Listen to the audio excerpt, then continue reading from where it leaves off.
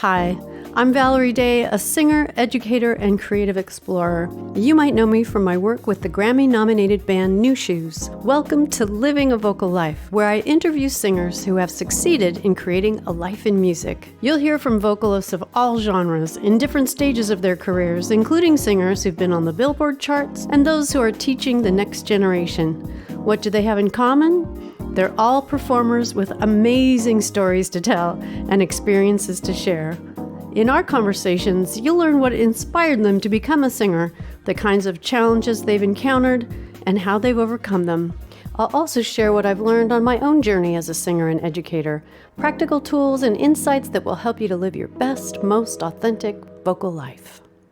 Hello, and welcome to Living a Vocal Life. Today's episode is the second in a two-part special series about creativity and motherhood. In episode 1, you heard the voices of 11 singers who generously agreed to answer 3 questions about how they navigate creativity and motherhood. The questions came from a Facebook post that a friend and former student, Rebecca Sanborn, posted a couple of years ago during the pandemic when her daughter Nadia was 2.5 years old. She wrote, "Artists with children, tell me your secrets. How do you get your work done? What are your patterns? How do you treat yourself when you can't get to your work?" In Rebecca's 3 questions, I saw 2 main threads. First, there's the external thread, the practical, the structure of a life. Who will take care of the children and when? How do you make time for islands of solitude to practice or create? Then there's the internal thread. What kind of relationship do you have with yourself, your children, and your art? And how do all these different parts of a self, often with different agendas and competing commitments, make space for each other in the constellation of your being? The responses to these questions were so rich and full of wisdom. When I began editing the interviews, I realized it would be impossible for one episode to hold it all. So I decided to make it a 2-part series. Part 1 was all about that first thread of questions about how singers structure their lives as creative parents. The women I interviewed talked about their children growing up in green rooms, breastfeeding backstage, postpartum depression, and the push-pull between their art and their mothering. They also shared the myriad ways they create islands of solitude for their creative work, moments stolen when their children are sleeping at school or daycare, with other family members, or even in the same room. In this episode, you'll hear how these same women navigate their inner lives when they can't get to their creative work, plus the many ways they've found to support their emotional, mental, physical, and spiritual well-being so they can be present for their children, their art, and themselves.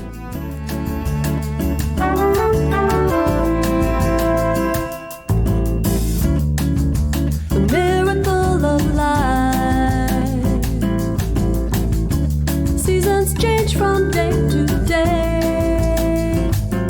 All the world is a stage. It's a sign that you are changing. Right before my eyes.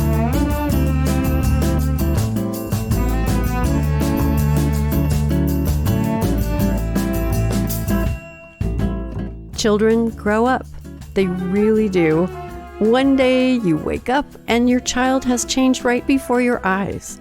They grow from tiny, dependent babies that need our constant care into young adults who have their own lives and no longer need us, at least in the ways they did when they were young. But growing up takes time, and especially when a mother is in the early years of parenting, it can feel like an eternity before a child will become independent. So how do we treat ourselves when we can't get to our creative work? Here's Danielle Tucker, voice teacher, singer, and the driving force behind the Unstoppable Singer Summit, talking about her response to well-laid plans and schedules gone awry. So how do you treat yourself when you can't get to your work? When something happens, you have to pick up the kids from school because one of them's sick or, those kinds of things. What is the internal dialogue like for you? You can do all the planning and structuring you want, but stuff happens. Kids get sick at school, or the whole household gets sick, or a field trip that you had no idea about is happening 5 minutes after you drop a kid off. And, those things, they happen and really messes with the schedule. And my initial reaction is always like, I'm screwed. I panic, of course. I'm not going to lie. It sends me into a panic at first. But then again, I always like to go back to that setting that I developed during COVID, which is like, you know what? It can wait till tomorrow. Nobody's going to die, and thank God for cell phones and, being able to do things remotely. There is that internal dialogue that can be negative, but I try not to dwell in that space and live in that space. I give myself a moment and just recognize that I'm not curing cancer here. Everything's going to be okay. Right. It's not brain surgery. Yeah. It sounds like what you've learned how to do through all of your life and through all of your work has been to put things in a kind of perspective. I know sometimes you have bad days, but you seem like you feel, for the most part, just centered and in the moment that you're in. Because there's so much fear in this business too. I'm not good enough. I'm never going to get whatever, fill in the blank. So much of the business is about rejection. So how you think about yourself, how you move through the world, how you react to the things that you can't control are all of the things that I feel like the inner singer in each of us needs to learn how to do. Yeah. And I think you've really hit on how I feel I've grown as a person through all that. I mean, going through the pandemic was just like devastating, but also a big growth opportunity. I just went through a divorce this year. And so I'm it's sorry. like, yeah, it's okay. It's back-to-back things that make it feel like your whole universe has been burned to the ground. But, what happens in a fire is those things that are the strongest kind of emerge from the rubble. And, you pick those things back up and you just continue walking through life. Many, many things that have unfolded throughout my life have just really shown me who I am and that it's really about the journey and how you're experiencing your journey. Are you happy? Are you having fun? Are you making memories? Are you growing? It's in the mundane things during the day and it's during the big victories, the lowest lows. It's really the experience. It's not about where you're getting with it. We don't know this until we start getting a little bit older. When these happen, my business is very important to me and I want to be successful in everything, but I just know that that's just a thing and I'm not overly concerned about it. And here's Moana, mother of 6, songwriter, and one of the lead singers for the 80s band, The Jets. How do you treat yourself when you can't get to your work? That's a good question. A lot of meditation. Sometimes if I can't handle everything that's happening at home, I'll just check out and go for a drive. A good 10-minute drive by myself. I've got 9 sisters, so sometimes I just need to vent. Therapy session, get in the car and get it out of your system just to get it right. And I've learned that the older you get, I'm hitting 50 this year. The older you get, you can't afford not to take care of yourself. I've done the thing where you run yourself into the ground and then you're no good to anybody. You're angry. Your kids think you're snapping. Your husband's like, she's nagging me and I'm not happy with myself. But I have noticed that if you don't take those little things that make you happy, now that we live in Hawaii, I'm trying to take my beach walk in the morning, or even if it's just a good runaway for 10 minutes and take a walk on the beach, sit and hear the waves. That makes all the difference. Especially first thing in the day. Yeah, I think that's key is just get up and have some quiet time for yourself before the mayhem begins, before you start waking up kids, everything starts. Where's my shoes? I don't know where this is. I forgot my homework and, Yeah. But yeah, I think self-care is something that I think we all neglect, and it's just being parents. Sacrifice yourself for everybody else. By the time you realize you haven't eaten, it's 2 p.m. and you're feeling lightheaded and I haven't had anything to eat. So I still have to find that space where I'm like, go for a walk, take a break, go for a drive to the beach and just think. I know people say this all the time, but it's so true. Put that oxygen mask over your own face first. Then you can help others. That is such a true thing. Gosh, when you have young children, it's a tough thing to try to balance music, creativity, and a new child in your life. You got to put the priorities in the right place, because you've got one shot at giving your child the best environment at the youngest age, because whatever sticks with them when they're little, it affects them when they're older, right? My oldest boy, I feel bad. We did a lot of sacrifice with him where we just weren't thinking about his interests a lot. So I think you have to make a choice in the beginning when your children are really young. My sister Elizabeth, who had breast cancer, she decided early on that she was just going to take a break altogether. She put music on the shelf for a little while and just said, I've got to focus on my kids. I've got to give them everything I got, and I can't stress because the cancer will return. She felt like the cancer she had was kind of a manifestation of the stress, the toxicity of being in the industry and all the pressure. So she made a decision just to say, I'm going to check out while my babies are young, give them my time so that I'm not trying to juggle both, and then I can focus on it later. Whereas I didn't give up. I didn't quit right altogether. For the beginning of it, we tried to slow down because you just can't. You cannot breastfeed your baby and write songs and produce.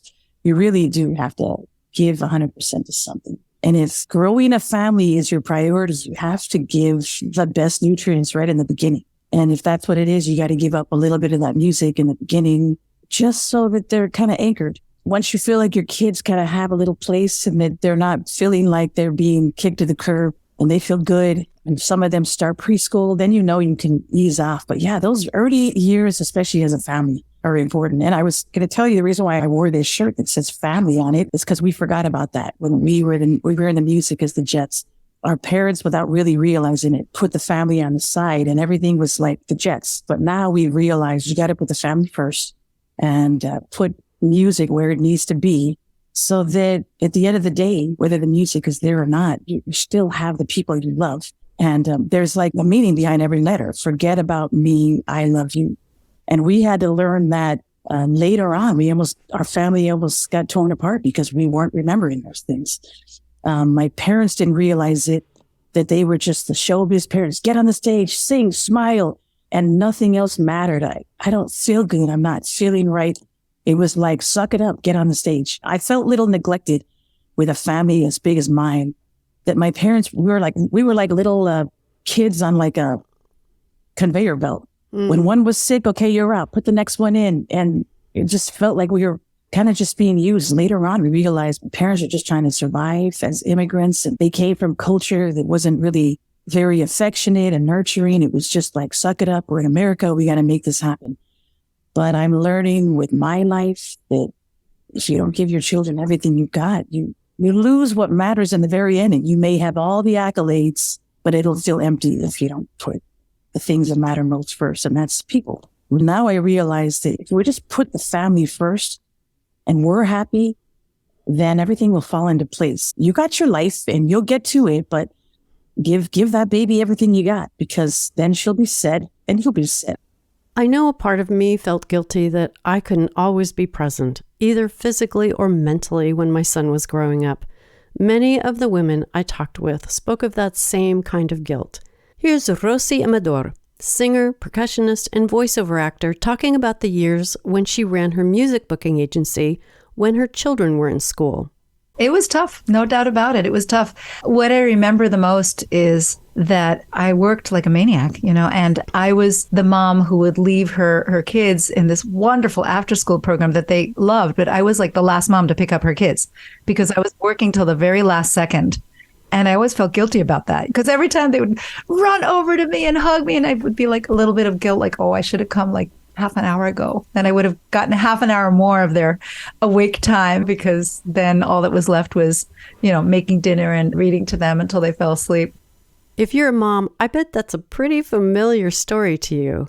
And then there's the guilt we feel when we're not truly present for our children. When you're busy figuring out what's next, where the lunchbox disappeared to, why the baby's crying, or daydreaming about what life would be like if you could only make music full time, it's hard to see the miraculous being right in front of you.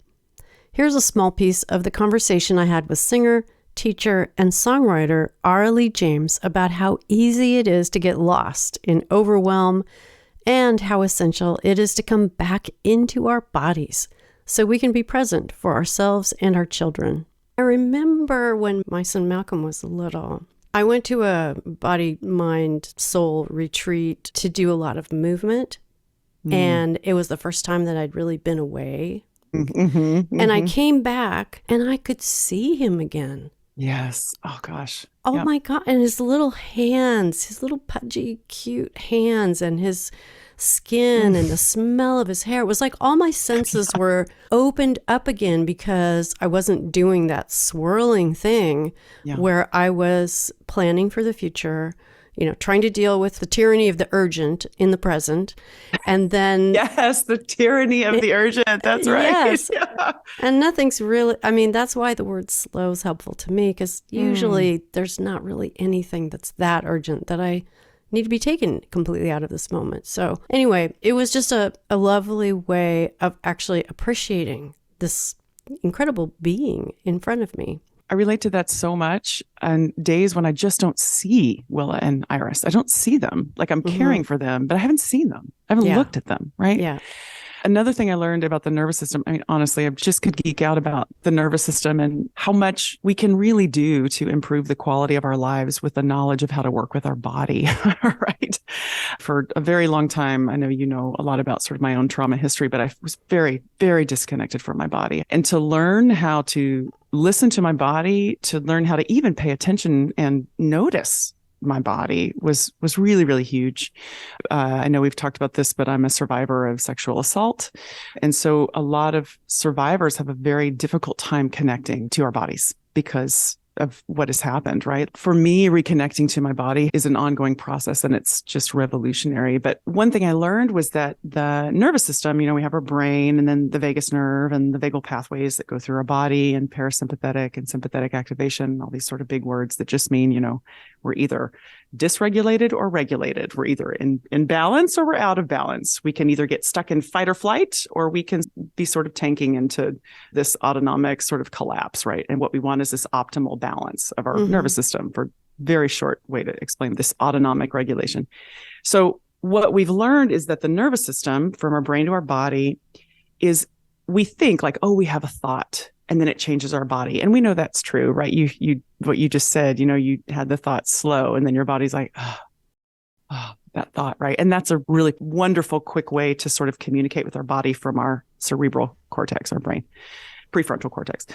But what we've learned is that autonomic pathways are 20%, 80%, and 20% of the information goes from the brain to the body, and 80% of the information goes from the body to the brain. Whoa. From the nervous system. But the idea that we move our body and we do something with our body, something as simple as stretching, letting our eyes wander, changing what we're doing with our body. And what happens then is our brain gets access to new stories, because our brain has to interpret a story, right, that our body is experiencing. And when we're in fight or flight and when we're in this sympathetic arousal, our brain is creating stories to match that story, right? Worry, panic. Has to make sense. Has to make sense, right? So when you can't get a hold of those thoughts and it feels overwhelming, if you can take a moment to change your body and to even take the 30 seconds of presence or to let your eyes move around the room, it allows your brain to really have thoughts that you just don't have access to before. And this idea of taking care of yourself, this, self-care, what is self-care? Parental self-care. You went away and you got regulated. It sounds like your body was more regulated, for lack of a better word. And then you were able to come home and you could see your son, right? I can always tell when I'm dysregulated because I'm moving fast, I'm talking fast, I'm working fast, and I miss the seeing. And so it's a great reminder. Talking about it is a great reminder. There's so much about parenting that is slow, especially when they're small. Yes. They're holding onto your hand and you can't move beyond their capacity. Or you have to just pick them up and go. That's an option too. But in terms of just being with them as they're discovering the world, you can't go too fast or they fall over or you're dragging them or... And you miss it. You miss it. Yes. Miss it. You miss the hand. Yeah, and you miss what they're seeing and hearing and feeling and all the stuff. But still, you have to get stuff done. And that is serving them too. So finding that balance, you can't be completely awestruck and in wonder at your child's beautiful hand like That's through right. the whole day. That's right. You wouldn't No. get anything done. And the child would start looking at you like, what is going on with you, Mom? Right. We need Indeed. to move on from here now. I do need to have breakfast. Right? And get to school. Right? And the French toast is burning over It there. really is burning. That's right. Yes. I loved this conversation with Ara for so many reasons. First, some great science is being done around the things we know intuitively about ourselves and how our bodies work. Studies validate our inner knowing and explain why, when we take a moment to stop, to look, listen, and notice our thoughts and body sensations, it helps our nervous system settle and regulate. And as Ara mentioned, doing this doesn't take much time. Changing the position of your body, moving your eyes around the room, or taking a few deep breaths can help regulate your autonomic nervous system in just a minute or two. And yes, sometimes, maybe often, we need more time than that to care for ourselves. But when all you have are small sips of time to come back into your body, these tools are really helpful. The more frequently we practice noticing, the easier it is to drop out of our busy brains and return to ourselves, our bodies, the music we make, and the children in our care. Whitney Jones, who you might remember from the first episode, has 4 children, ranging from 9 years to 6 weeks old. She has this to say about self-care. As a mom, regardless of what field you're in, you have to self-care. Again, that's meditation or a gratitude journal or doing my passion, which is music, going out in nature. Those things are important for me. I have to take eating, sometimes I need to eat today, Sometimes it's just taking that time for yourself to eat, to self-care, to love on yourself. I'm learning that I have to mother myself just as much as I have to mother my children. So I'll feed them and everything, and I'm washing and cleaning and doing what I got to do. And I look up and it's 2:00 in the afternoon and I haven't eaten. And I'm like, oh, no, Whitney, you have to take care of yourself. Mm-hmm. And when I've taken care of myself, everything else flows better. I can be more attentive as a mom, a wife, a musician. I'm not so stressed out, So I would say that's the number one thing to help connect everything is self-care, self-love, hands down. Meditation is very, very crucial to my mental health, my spiritual health, my emotional health. It is my me time. It is the time that I get to just go and focus on myself. And I don't like to say clear my mind, but, just focus on something. Think about what I'm thinking about, because that's essentially what I'm doing when I meditate. I'm watching all these thoughts. I like to think of them as clouds. Oh, that's a thought. That's a thought, Just watching him go by, letting him go by. Watch him go by. All right. That is what that is. It also helps me, again, just stay grounded. I feel like when I meditate, I am more in tune, which makes music easier for me to funnel, so to speak. I am a vessel. I hear music. I just hear it. And then okay, let me go sit at the piano and write, or the guitar, or let me make a voice memo on my phone. It makes the channels clearer, so to speak. And as a mom, it helps me to become more present. How do you treat yourself when you can't get to your work? What happens in your mind? What kind of thoughts do you have when you're really frustrated by the fact that this creative thing is just right there and you can't get to it? That's kind of how I feel about my album right now. But I know I'm just 6 weeks postpartum, so in time. But when I can't accomplish my goals or what I have set for, if there's something I need to work on in music, I get frustrated. I do. I can be a little short and snappy sometimes if I'm not able to do the thing that I love. I also can tell when I'm unable to do the thing that I love for so long it takes a toll on my mental health. I'll start feeling anxious or depressed, and then I can get to a point where I just don't want to do it at all. And I always can tell when I dip into depression because I won't touch the piano. I won't sing. I don't want to hear music. I just kind of like block it out. So when things are flowing, and it's not always easy, but when things are flowing, I have to stay in that vibration and make sure I can stay afloat. So it's medicine for you. Oh, yeah. Yeah. If you notice yourself going into a darker place, how do you pull music back in? What's the trigger that gets you back into that flow? First of all, admitting that I'm in the dark place. Yes. Analyzing, like, it's almost like let's just say I'm in the dark place and this is the dark place. And then I like bring it out and I'm like, oh, this is a dark place. Let's look at it. What happened? Why? What is it? Okay, I get it. You know what I mean? Yeah. Like I have to really like look at it and understand what's going on. I'm also in therapy. I love therapy. Every therapist needs a therapist. Every person should experience therapy at some point in their life. Agreed. It's so helpful to have these wise people to help us figure ourselves out and just, more tools for living. Yeah. So I would say, again, that self-care is crucial because it helps bring me out of that, and it helps me to be able to tap back into music.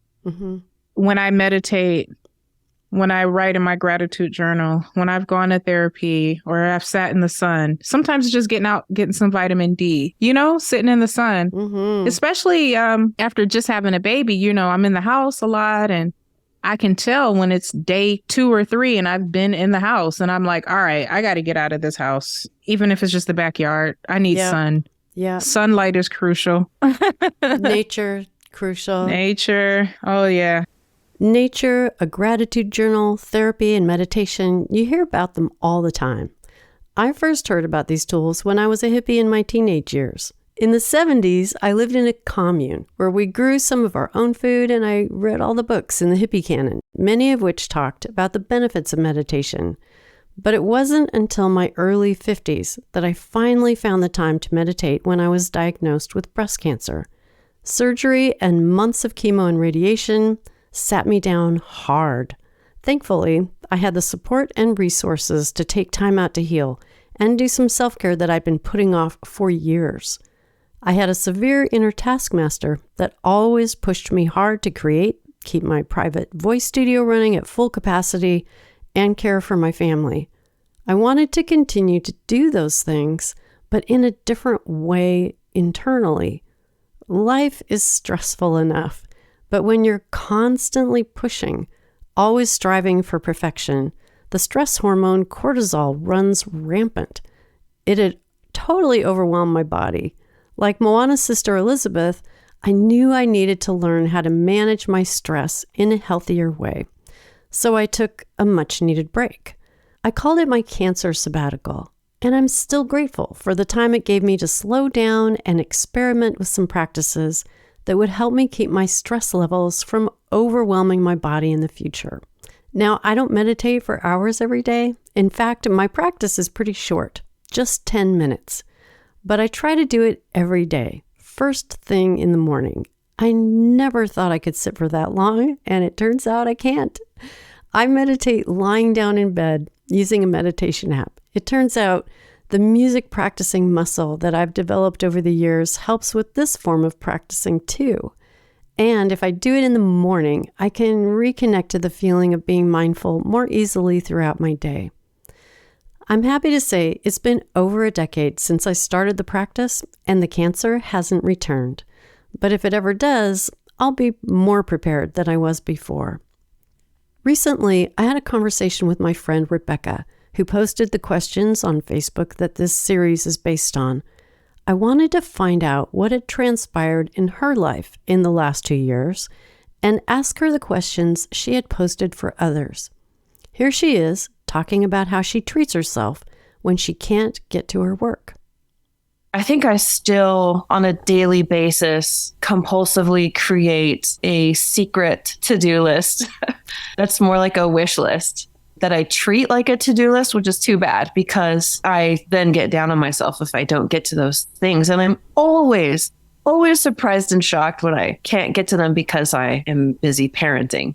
And I'm working with my therapist continually on this aspect of especially trying to regard my parenting as creativity rather than trying to, I want to try to get to these things today. And if I don't, instead of feeling like I failed, of considering that the big picture of being creative with my daughter and creating play and creating our routine and all that did get accomplished. And so it was a win because that was enough. And every day I wake up thinking I'm going to get to tackle something that realistically I'm just not going to get to. So how old were you when you had Nadia? I was 41. So you'd had a long time to be an artist before she was born. A long time. And my husband and I, Jai and I, had already been together for 18 years. And we had obviously a very strong rhythm already in place of this is how we do things. This is how we use our time. And when we knew we were going to have a baby, we walked into it headlong with a strong period of grief, actually. We wanted to have a child, but also we were like, okay, this is when we say goodbye to how things have been. And we took the opportunity to really be honest and open about losing that and the loss of it. And I think that fed into a healthier perspective when she actually did arrive. Because we'd spent some time already saying goodbye to our former way. Although still, I think even this weekend, we're still a little bit in shock. It's weird. We're like, whoa, who is this? She's in her house and she's not leaving. What? Did we have a kid? When did that happen? It's weird. I totally get that. John and I were together for 20 years before we had Malcolm, and we'd been through a lot together, we thought. Yeah. We'd been through almost breaking up at least twice, maybe 3 times.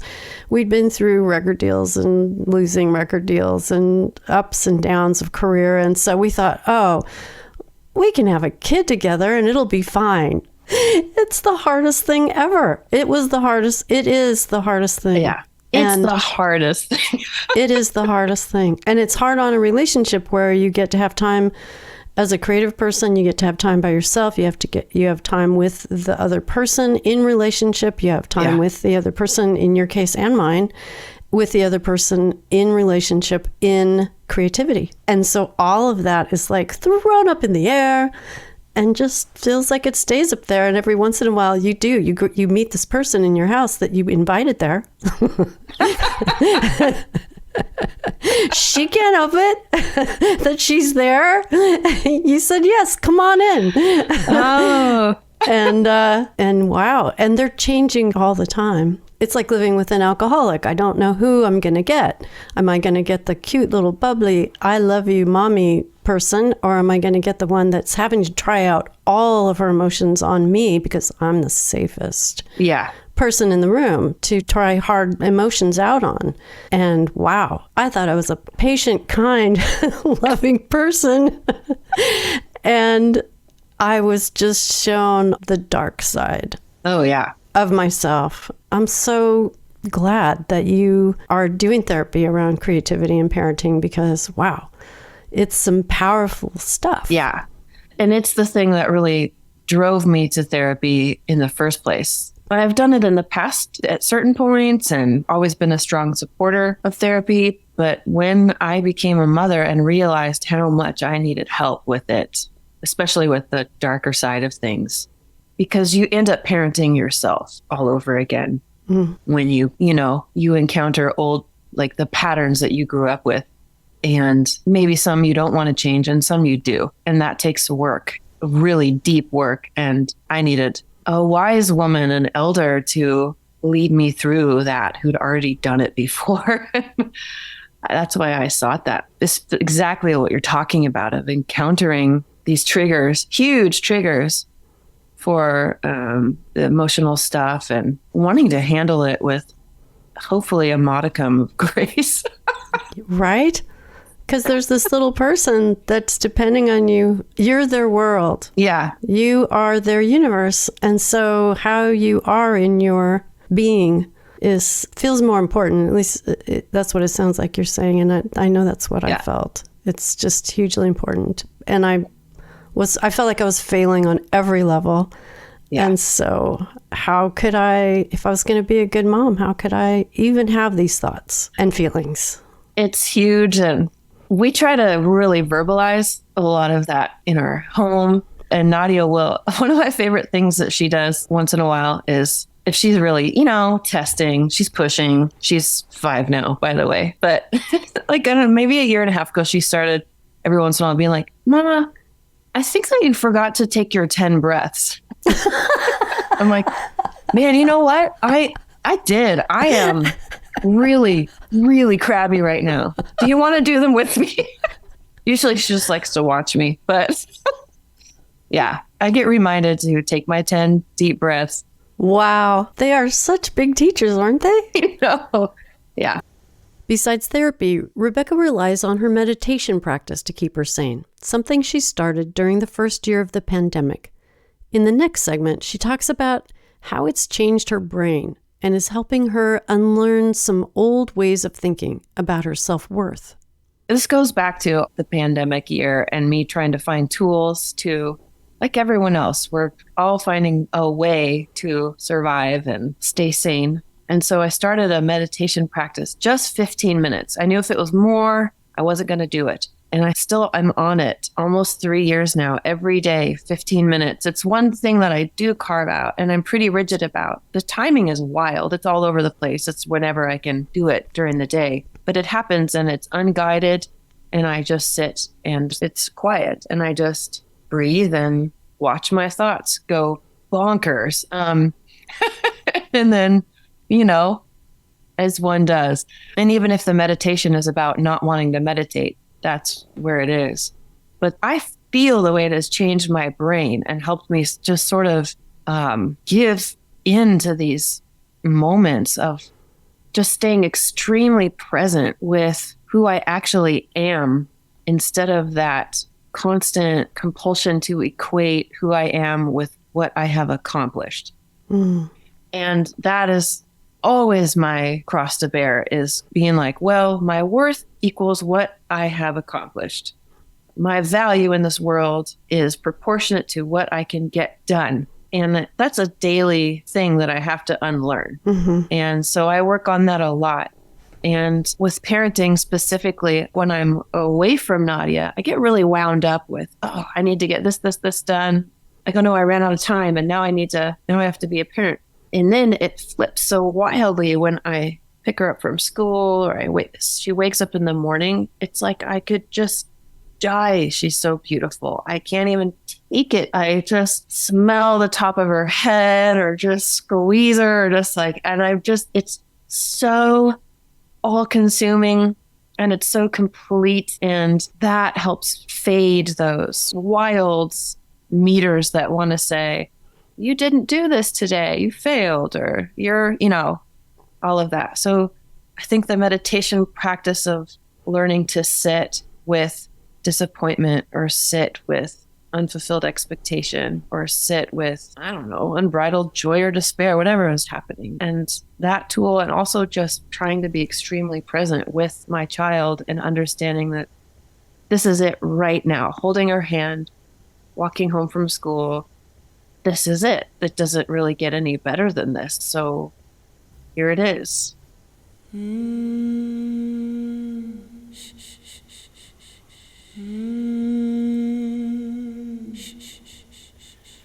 Woman's made to stand and sway. Rock the baby, the baby. A woman's made to stand and sway. Rock the baby, the baby. A woman's made to stand, a woman's made to stand and sway. Bring the water, the water. A woman's made to stand and sway. A woman's made to stand and sway. Bring the water, the water. One of the recurring themes in my conversations with these incredible women was the concept of seasons. Here's Carla Harris's exquisite description of the value of every season in a singer's life and how even the periods when we can't get to our creative work can help us grow. I go back to the different seasons and to know that even if you don't feel like you are being super productive, just because it's not the season where you're seeing the stalk come up out of the ground and it's waving in the air and you've got this bountiful field of all this stuff you've created and everything, does not mean that creativity is not happening. It doesn't mean that you are not somehow honoring your artistic self. You can honor your artistic self and be in that place, and it could be looking like a very fallow field. But when fields are fallow, there's all the stuff going on underneath the surface. There are worms that are digging through that soil to make sure that the roots can get in there deeply. There are nutrients that are being created to make that very rich soil. There's rest that is happening. It's resting so that when it's time for a lot of growth, it can support it. So if you can look at those times in your life when your attention is centered on this human being you have brought into the world and you cherish and adore and are trying to do your best to raise them up in a great fashion, that's your priority, but it doesn't mean that you can't be having things going on underneath the surface artistically. Just find a way, read a book, jot down ideas, sing just for the joy of it, just for the way it feeds your soul. All of these things are what's going on underneath the surface that will support you when you get your time back and can focus on the more productive side of your art. And don't beat yourself up about it, because remember, that fallow field is just as important. So why are we so hard on ourselves when we can't get to our creative work? Why do we beat ourselves up sometimes? Here's Ara again, talking about one of the underlying emotions that emerged for her when I asked her this question. If you could go back in time and just say one thing to that person that you were that wanted to create so badly, what would you ask her? What I would ask her is, what are you afraid of? What are you so afraid of? Because so much comes from fear, right? Anxiety. I'm so afraid of something. And what I would have said probably is, I'm afraid I'm not going to be able to be an artist. I'm afraid I'm never going to create again. I'm afraid these kids are going to take it all and I'm just going to live in bathrobes and Costco. And for God's sake, there's a small little death every time I walk in Costco, there's just like the fear that it's all going to be gone.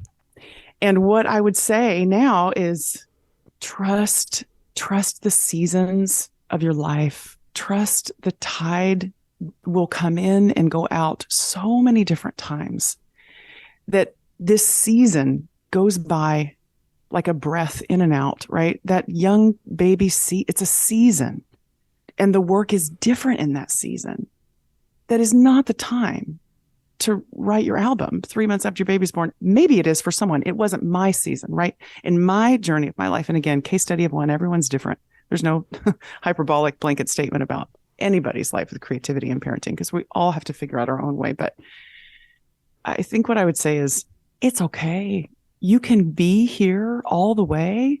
And that is part of the journey of all the things you will write and do and be creatively.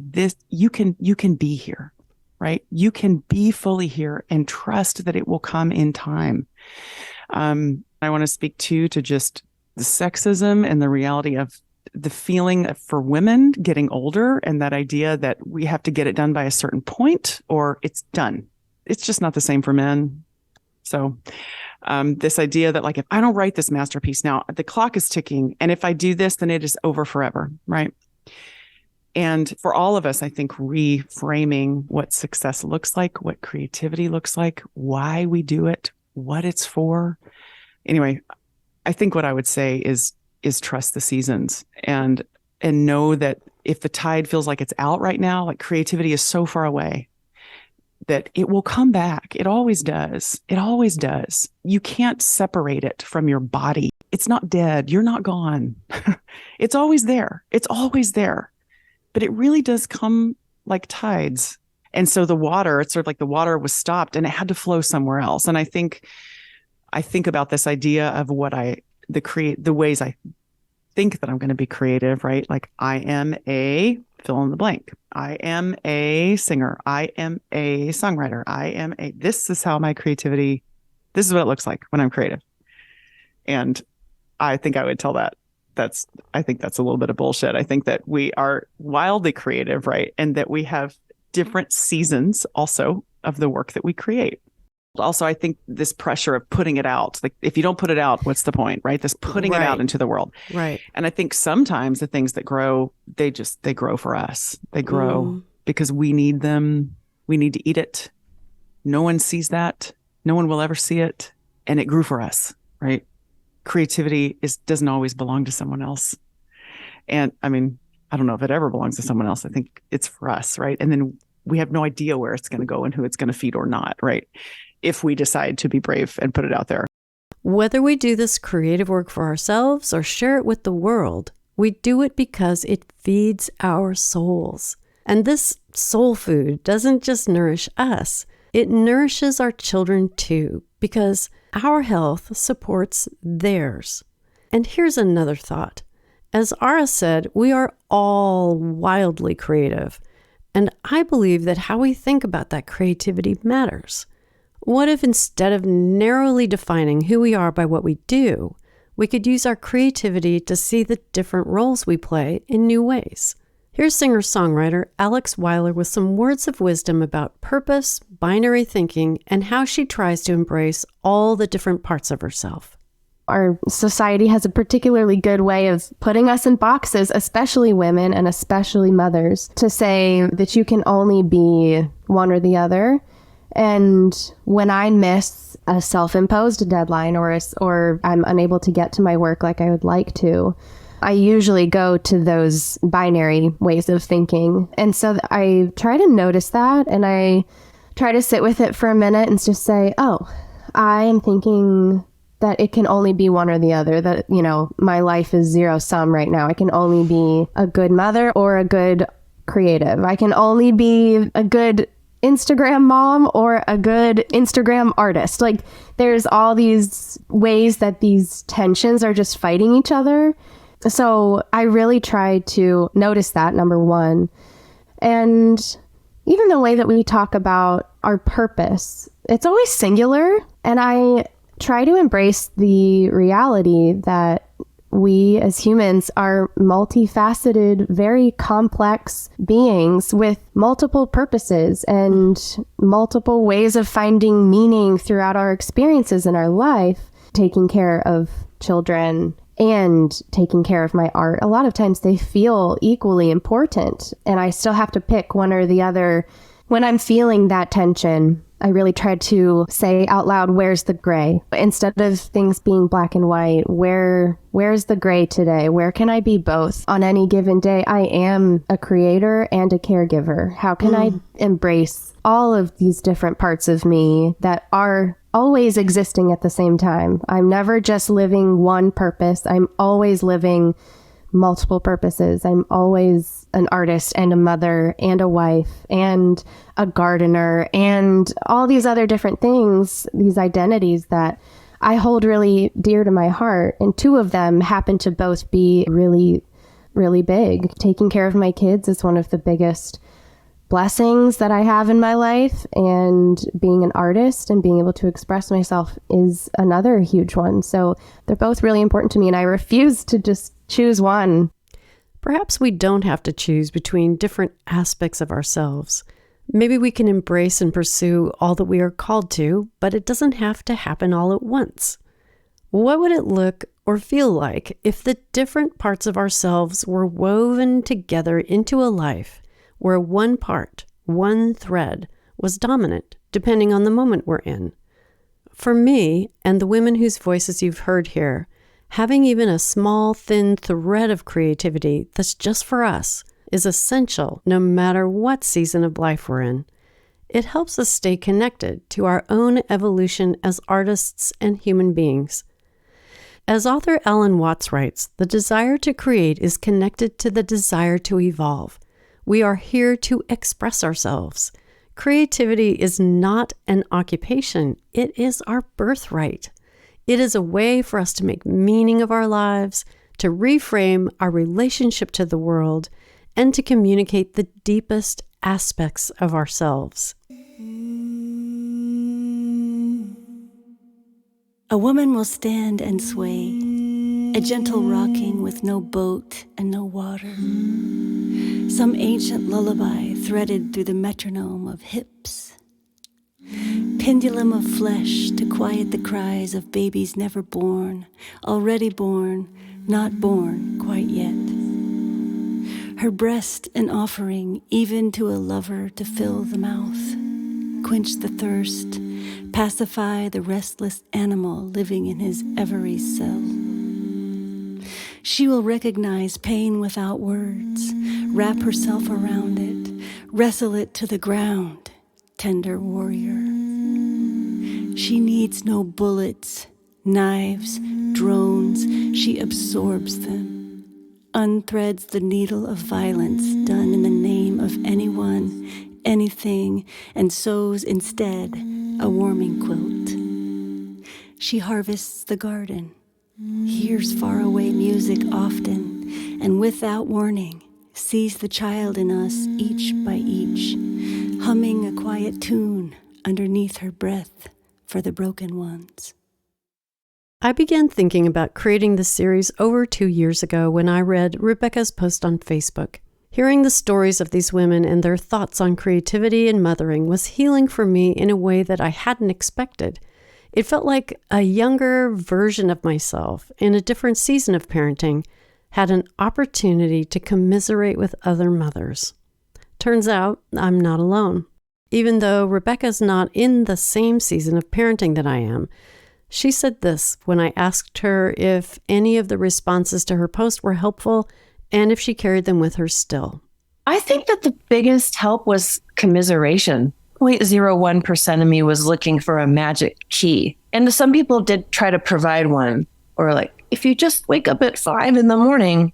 before and I'm like, what the are you talking about?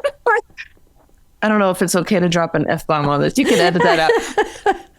But truly, I have chronic insomnia, and I have for, 30 years. There's several nights a week where I only get 2 or 3 hours of sleep, and it's not appropriate for me to be waking up at 5 a.m. if I've been awake until 5 a.m. And so people's personal answers that worked for them, I wasn't like dismissing them out of hand, but some of them I knew like, this probably won't work for me. And the biggest like anguish and hilarity came from the people who were like, you won't. And I loved that honesty, and I loved the community, the posse surrounding me being like, yeah, same happened. It's desperate and it's difficult. You're doing everything you can. You're enough. It helped knowing that I wasn't alone, or that I wasn't missing something or doing something wrong, or like not figuring out the secret. Yeah. So there are no secrets. But hopefully, what you've heard in this series has given you some insight, hope, and a sense that you're not alone in the joys and frustrations of living your life as a creative mother. One of the most significant chapters in a child's life is when they grow old enough to leave you. But no matter where they live or how old they are, you will always be their mother. The love we plant in our children is a seed that will grow and be with them always, no matter where they go or what they do. Hopefully, they'll return with their own gifts of love now and again, sharing new ways to see the world through their creativity and awareness. My love will stay with you.